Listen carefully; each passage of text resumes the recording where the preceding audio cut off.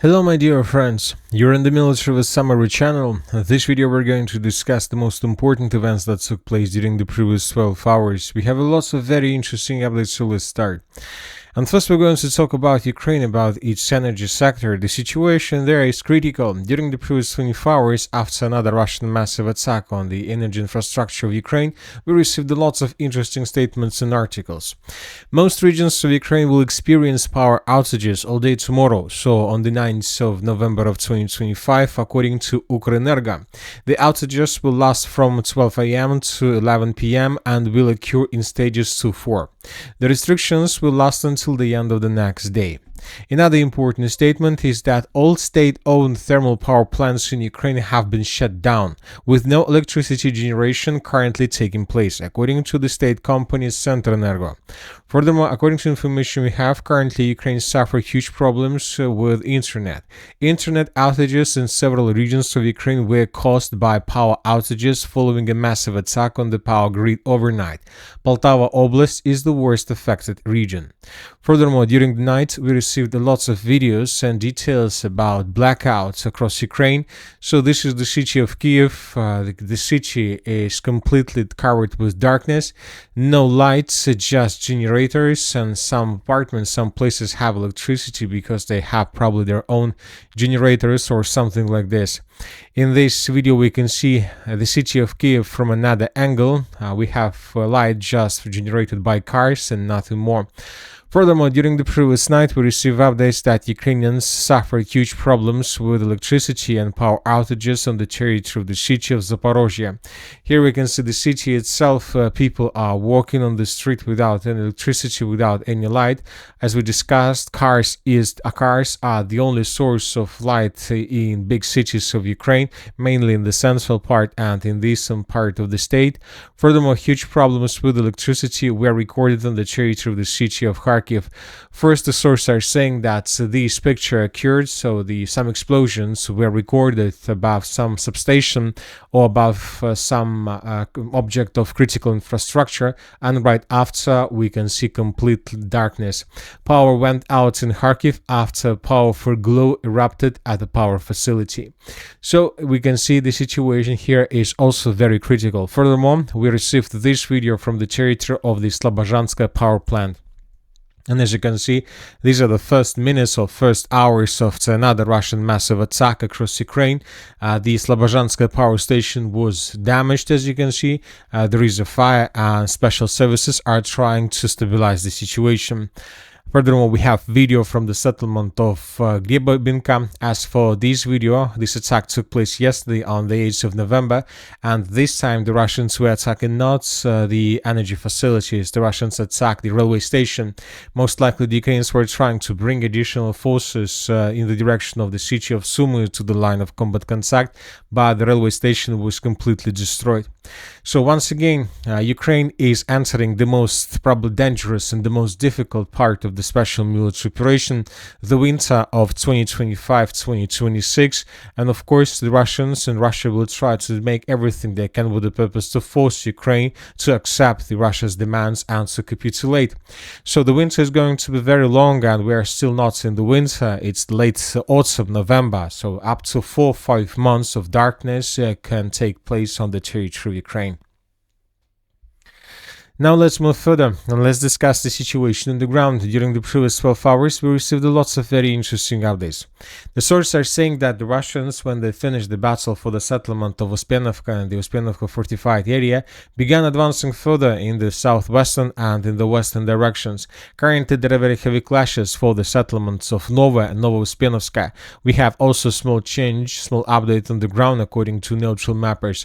So the Russians are trying to capture this dense network of the fortifications with these villages. If Russians can do this, then this is going to be obviously a very, very critical sign and critical warning to the city of Gulyai Polye.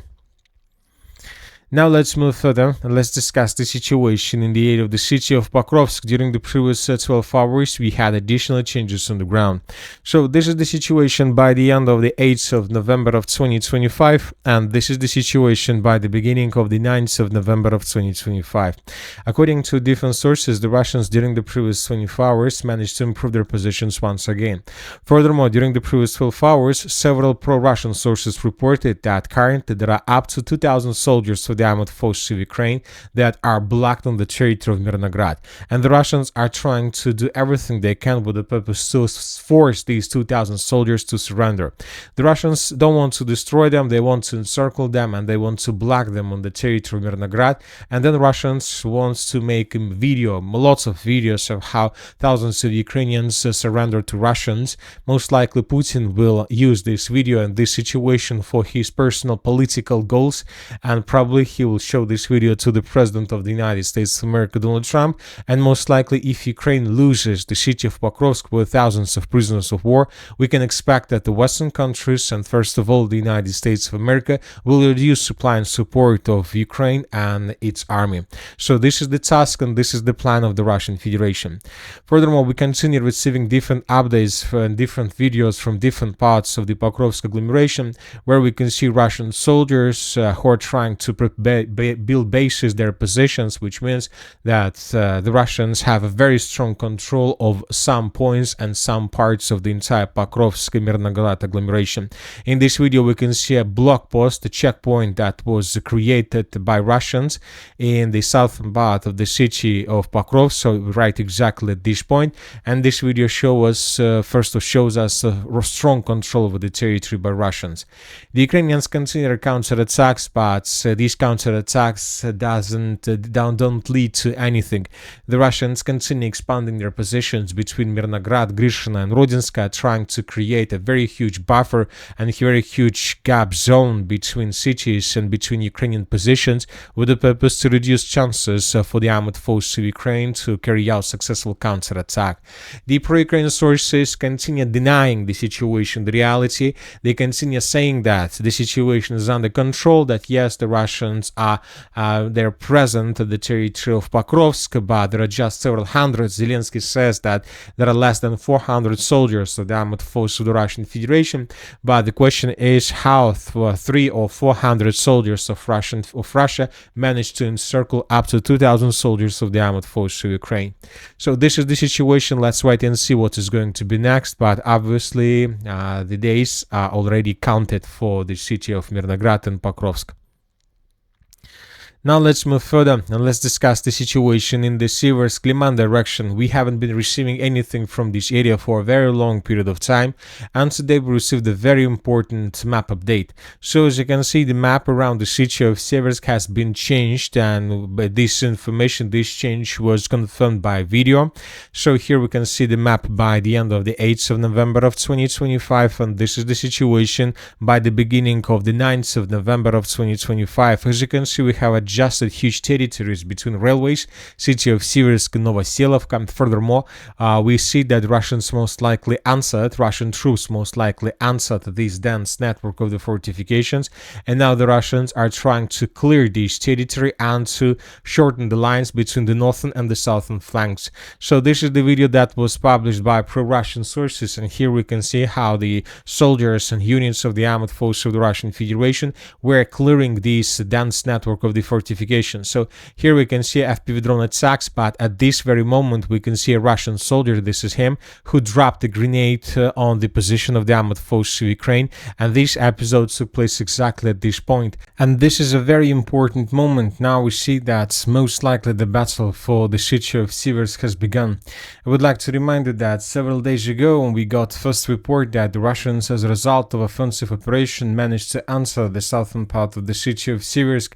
Now the Russians started clearing this dense network of the fortifications, and it seems, and most likely within the next 2 or 3 weeks, the Russians will try to capture everything along this red line, and this is going to be the beginning of the battle for the city of Siversk itself, for its main part. We don't think that Ukrainians will be able to show huge resistance to the armed force of the Russian Federation, and most likely and probably even within this year, by the end of 2025, the Ukrainians would be forced to to fall back from this territory. It's still unclear the situation with the Liman direction. We stopped receiving any updates from this territory as well. It seems that the Russians are regrouping. They're preparing themselves before the beginning of another major offensive operation with the purpose to establish the control over the city completely. But as of now, we just received lots of videos of how Russians were attacking and destroying Ukrainian vehicles with FPV drones. More and more sources, more and more reports are coming from the territory of the Barovo direction. We haven't been receiving from this territory almost anything for ages or something like this.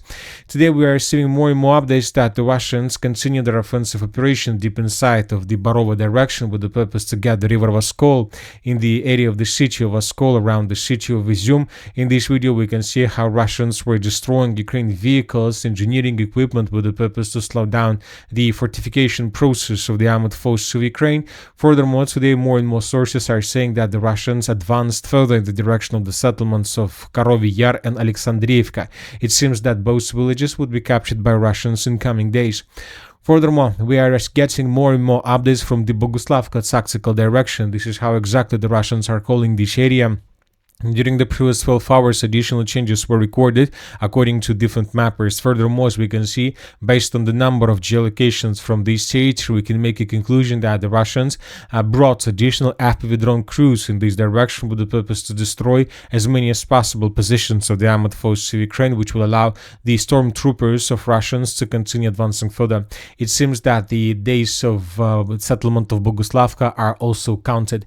And it's logical, the Russians obviously before moving further, before possible movement further deep inside of the Kharkiv region, first of all gonna need to secure the Barovo direction as well and completely to establish complete control over the Russian side of the river Voskol. As for the Kupiansk direction, the Russians continue their offensive operation on the western bank of the river and on the eastern bank of the river. Just would like to remind you that yesterday, according to different mappers, by the end of the 8th of November of 2025, the Russians controlled already up to 52% of the city of Kupiansk, and now we see that the Russians continue advancing.